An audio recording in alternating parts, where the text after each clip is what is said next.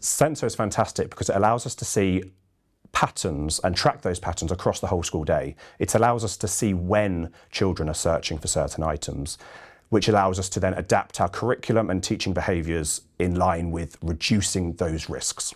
We've utilised the captures from Senso to really think about how children are engaging with different online platforms. So, for example, we identified that many children were trying to access platforms where they could speak to strangers online. And although we teach this within our curriculum, we realised that it was becoming an increasing trend. And so therefore we looked at that data and analysed it and decided that what we needed to do was really educate our children and young people around the risks with being online and what that could lead to. So this has led to a couple of really proactive things. One is in terms of the resources that we provide to parents in terms of our workshops.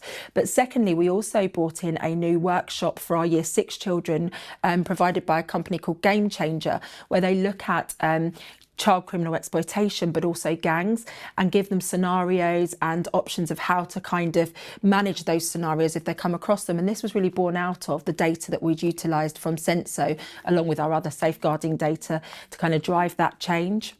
Okay, so if we see a spike in alerts around a particular topic, it might be something in the news about Ukraine or Israel or a war going on, or something in our PSHE curriculum, something about children typing or chatting to their friends about feeling sad or upset. It gives us that really quick response time of being able to adapt our history or citizenship or PSHE curriculum. For example, with the spike in news across the world like Ukraine and Israel, we were seeing increased searches into what's going on. And that could potentially direct our children to news sites and comments that they might not be age appropriate for.